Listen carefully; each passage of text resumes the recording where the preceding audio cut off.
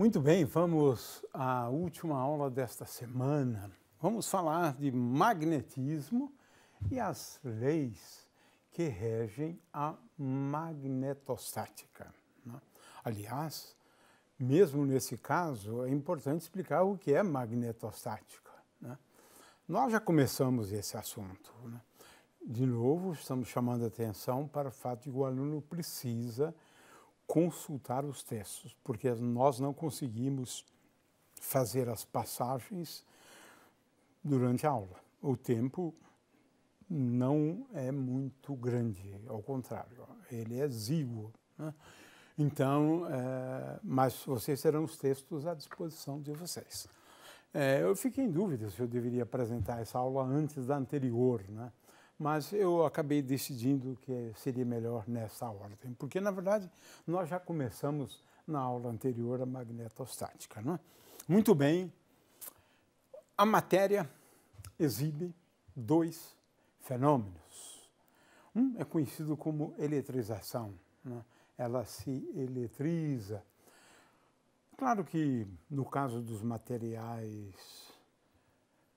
condutores, né, ela responde de um jeito um pouco diferente, né? Ou seja, as cargas se concentram na superfície, gerando novos campos. Mas, se eu separar as cargas negativas das positivas, ele se eletriza, o condutor, né? Muito bem. O outro fenômeno é a magnetização. É o caso em que a matéria tem momentos de dipolo magnéticos distribuídos ao longo dela. É o análogo dos dielétricos, só que agora não é momento de dipolo elétrico, é momento de dipolo magnético. A gente espera falar sobre isso no fim dessa aula, né? Muito bem, então começamos com a eletricidade, depois passamos para a descoberta desse fenômeno da existência de materiais ferromagnéticos, a ladolita, que eram, na verdade, os ímãs, né? E os ímãs, que são extremamente importantes, que exibem um momento de dipolo magnético, ou uma magnetização, esse é o termo, né? Exibe uma magnetização em caráter permanente, né? São os ímãs. Claro que descobrimos também, logo no século XI, né, da nossa era, né, o magnetismo da Terra, que acabou sendo útil, porque os chineses logo descobriram como construir bússolas e se orientarem por elas, né? O fato é que o magnetismo da Terra ele é conhecido há bastante tempo, né? Forças magnéticas, né? Nós estávamos falando justamente das forças magnéticas, né, exercidas pela magnetita sobre pedacinhos de ferro. Agora, os ímãs exibem forças magnéticas, polos de mesmo nome ou de mesmo gênero se atraem. Polos de gêneros diferentes ou de nomes diferentes se repelem. Essa é uma observação experimental, mas dá para calcular isso hoje, né? Mas começaram a perceber essa existência de polos há muito tempo também atrás, cerca de 1300, mais ou menos, descobriram essas propriedades aqui dos ímãs, né? Aqui tem um videozinho, pode ser de 15 segundos apenas, né, para a gente perceber, né, essa diferença de forças entre polos de sinais opostos e polos de sinais iguais.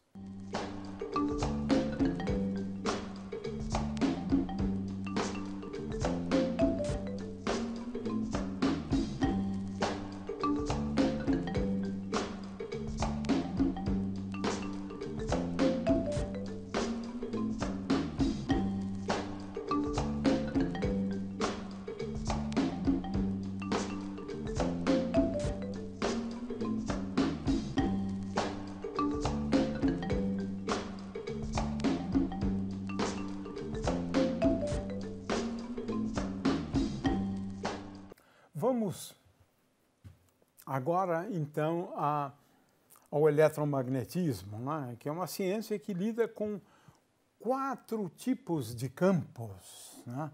Um campo elétrico, o potencial elétrico, que já foi definido antes na eletrostática, mas o campo elétrico e o potencial elétrico podem depender do tempo, né? O campo magnético, B, né? E a gente, não nesse curso, mas a gente vai introduzir também esse outro campo que é o potencial vetor, né? A gente sabe hoje que a gente consegue formalizar ou introduzir um formalismo em termos desses campos, mas eu posso também descrever tudo em termos desses campos. Então, eu tenho 2 conjuntos de campos, né? Tenho 2 campos elétricos e 2 campos magnéticos. Eu posso usar este conjunto ou este conjunto de campos. Muito bem. Agora vamos às leis da magnetostática. Uma delas é muito fácil de ser entendida, né? A primeira lei estipula o seguinte: se houvesse um atributo conhecido como monopolo magnético, uma carga magnética, se houvessem cargas magnéticas, ou seja, se os campos magnéticos fossem produzidos por cargas magnéticas, então uma lei deveria ser essa, porque ela é análoga a uma lei da eletrostática. Mas como não existem os monopolos magnéticos, não existem a carga magnética, não existem, portanto, atributos que geram campos magnéticos, porque a gente vai ver que os atributos que geram os campos magnéticos, na verdade, é o spin que gera o campo magnético dos materiais ferromagnéticos, né? Então, a primeira lei da eletrostática é esta aqui, mas vale sempre. Sempre, sempre. Então, essa é a primeira. Quero chamar a atenção para o seguinte, aqui, na verdade, está faltando assim, divergente, né, de B, e eu gostaria que os alunos assistissem às minhas aulas sobre gradiente, divergente e rotacional de campo elétrico. Vai estar à disposição deles, já coloquei à disposição deles. Então, a primeira lei estipula isso, que as taxas de variação dBx dx mais dBy dy mais dBz dz é igual a 0, né? É uma lei física importante. Aliás, essa aqui é uma lei para todo eletromagnetismo e é uma das equações de Maxwell, na verdade. Essa é importantíssima, né? E na magnetostática, na verdade, a gente assume que ρ não varia com o tempo e, consequentemente, divergente de J é igual a 0, a equação da continuidade, né? Então, o fluxo de J ao longo de uma superfície fechada, e esse conceito de fluxo também vai ser dado logo em seguida, né? Então, aqui a gente trabalha com J que varia só de R, ρ que varia só de R e V que varia só de R. Mas isso aqui é válido no regime estacionário, na verdade, né? Onde uma carga logo é substituída pela outra, né? A gente não acompanha o movimento de cada uma das cargas elétricas, né? O que é importante, como a gente vai ver depois, quando apresentarmos o teorema de Gauss, né, é que a integral do campo magnético ao longo de uma superfície fechada, conhecido como fluxo do campo magnético, é igual a 0. Isso faz com que as linhas de força do campo magnético ou linhas de campo do campo magnético são linhas sempre fechadas, por exemplo, num fio, no outro fio, mas veja que elas são sempre fechadas, né? Então, mesmo no caso de um ímã, não sei se dá para perceber, mas no interior do ímã nós temos as linhas de campo do campo magnético.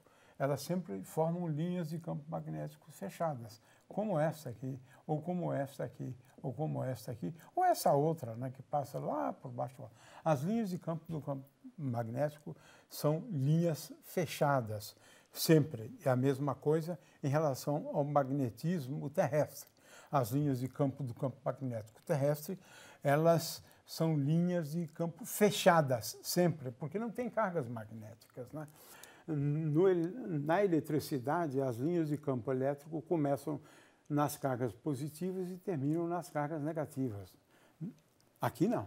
Isso, de fato, aqui não acontece, né? Muito bem. Então, agora eu já vou apresentar, em primeiro lugar, vou apresentar logo as leis, né? As leis são duas. Essa que estipula que o divergente, que é um tipo de taxa de variação do campo magnético, é igual a zero. Essa lei envolvendo taxa de variação do campo magnético reflete o fato de não existirem cargas magnéticas, né? Cargas de um tipo tal que dariam origem a um campo magnético. Não, isso não existe.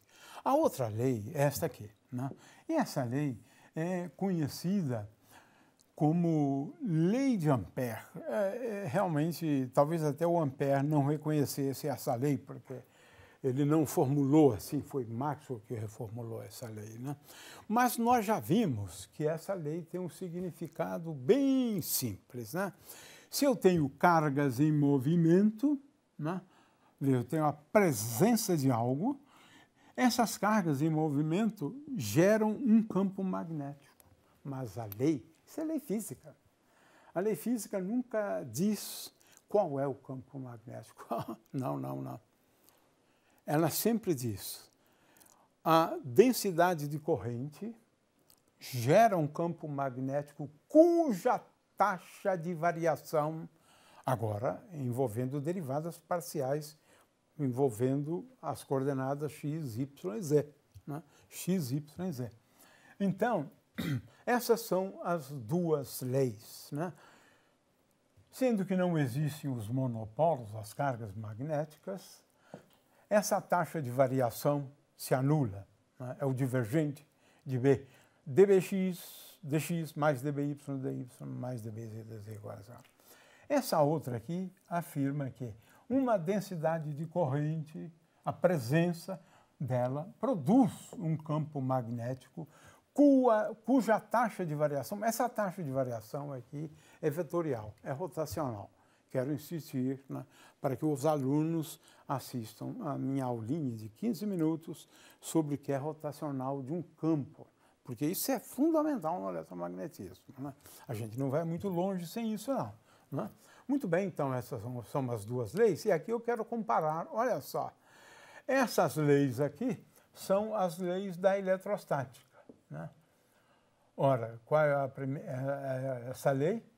A presença de uma distribuição de cargas leva um campo, e a lei estipula que a taxa de variação do campo elétrico é igual a ρ dividido por ε0. A segunda lei da eletrostática estipula que, nesse caso, essa combinação de taxas de variação é igual a zero, porque isso aqui é uma combinação, na verdade, né?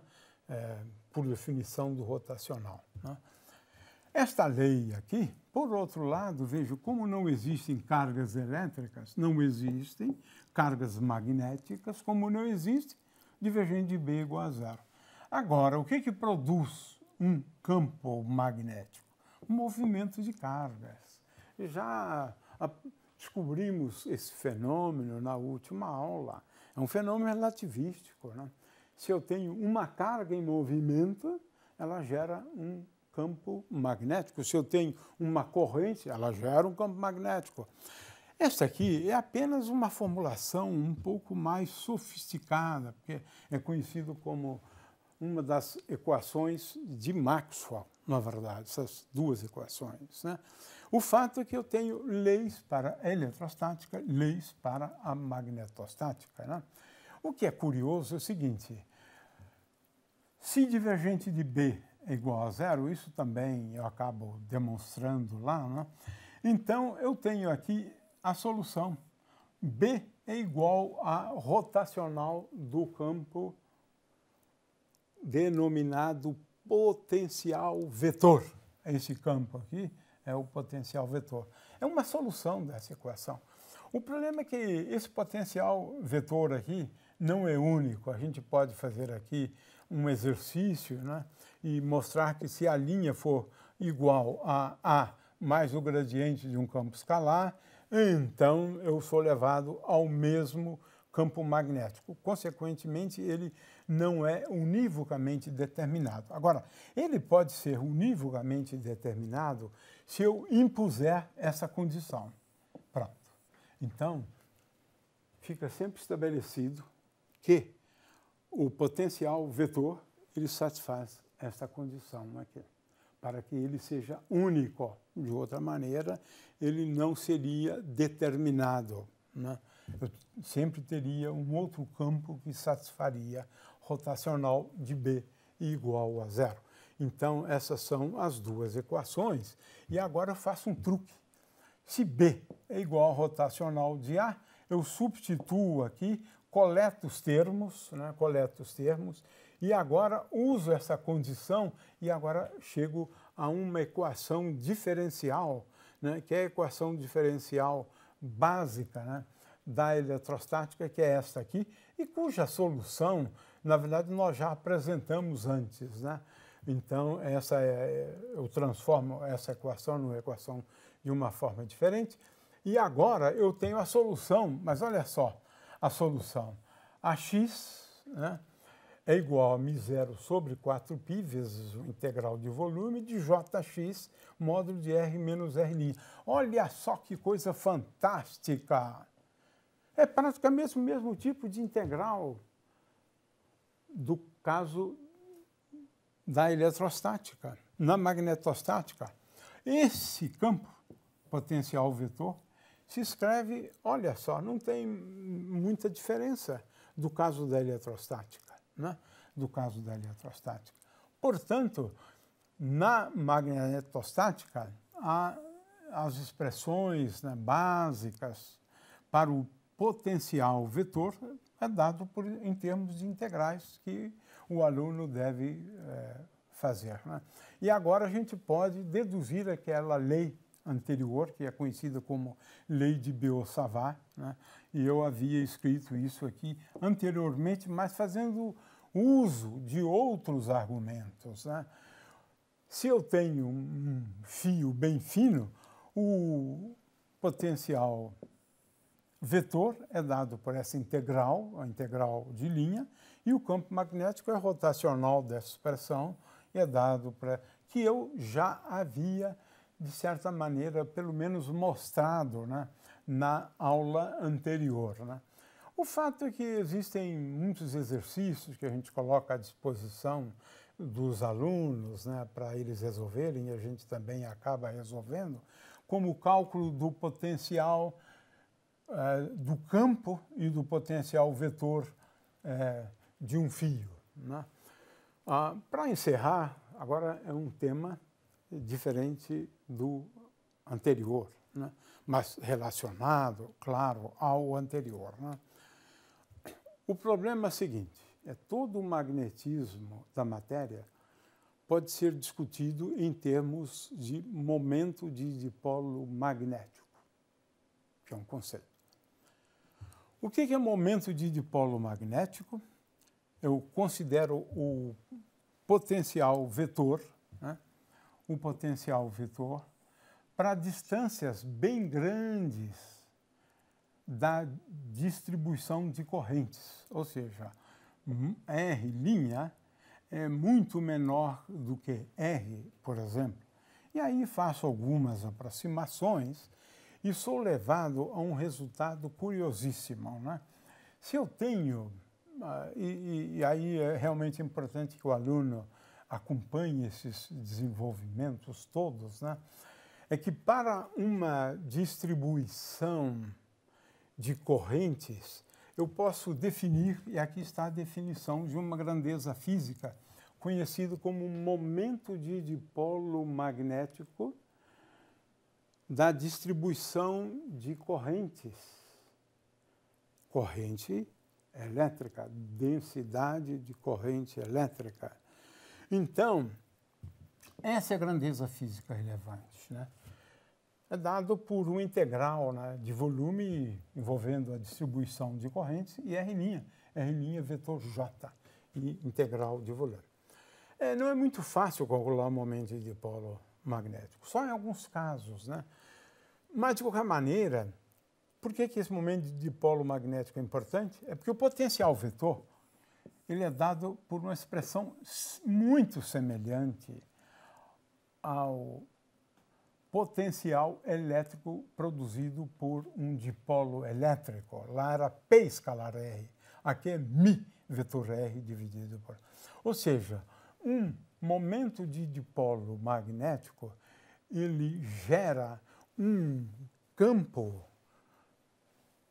magnético que é calculado como sendo rotacional desse campo. Feitas as contas, essa expressão para o campo magnético gerado, né, por um momento de dipolo magnético, aqui eu tenho, por exemplo, um momento de dipolo magnético.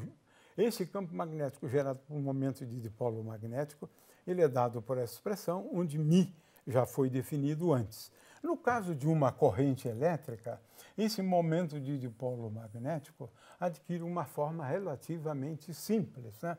Então, no caso, por exemplo, de uma espira, apenas uma espira, eu tenho que efetuar uma integral relativamente simples, né? E calcular, determinar o momento de dipolo magnético de uma espira.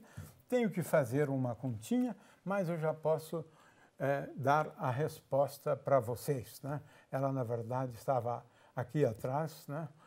É que o momento de dipolo, né, de uma espira é basicamente dado pelo produto da área, né, vezes a corrente, né?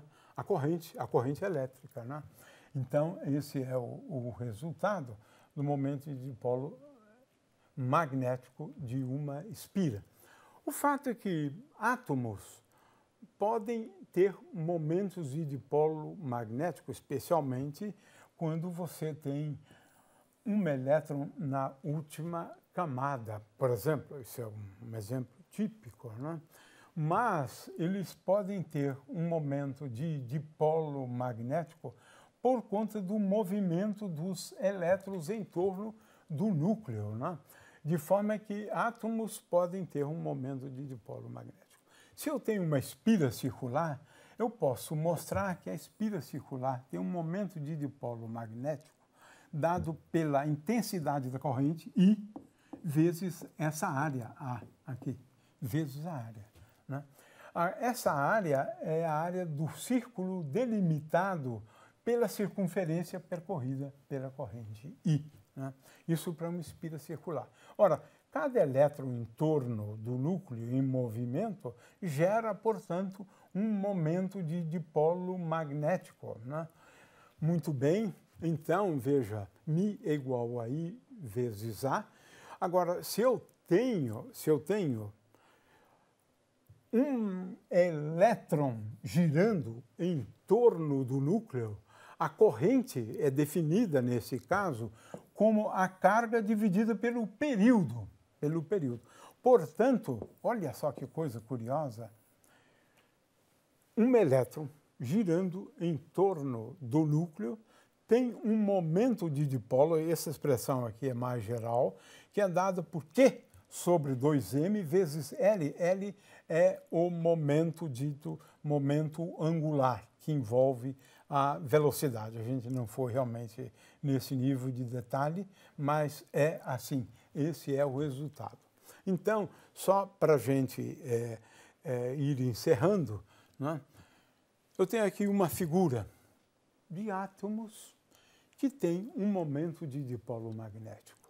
Quando não existe um campo magnético, veja que esse momento de dipolo magnético ele é orientado aleatoriamente, olha, orientado aleatoriamente, cada um numa direção. No entanto, se eu colocar um campo magnético externo, ele orienta os momentos de dipolo magnético na direção do campo externo, como está aqui. O campo está neste sentido e nessa direção, e todos eles estão na mesma direção e no mesmo sentido. Eventualmente um ou outro, porque nem todos, né? Nem todos, mas a maioria, estão vendo aqui? A maioria, né? O fato é que se um corpo estiver magnetizado, é porque existe uma magnetização. E a magnetização, a gente representa pela letra M, né? Ela te dá o quanto que existe de momento de dipolo magnético num elemento de volume. Então, ele é bastante semelhante à polarização, mas agora estamos falando de momentos de dipolo magnético, exatamente como a gente tem aqui, né?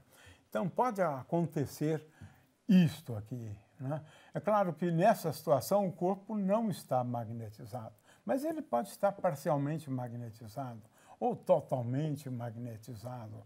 É quando em cada porçãozinha do material nós temos uma magnetização. E essa magnetização é a mesma para todas as partes compondo o material.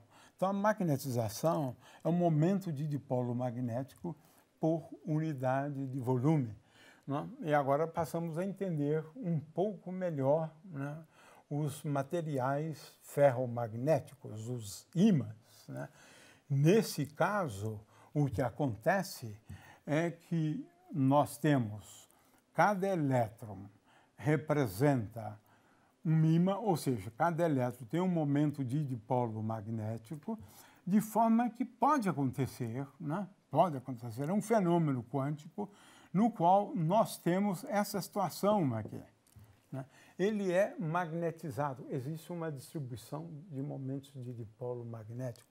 É como se os spins apontassem todos eles numa direção e no mesmo sentido em cada ponto do material, né?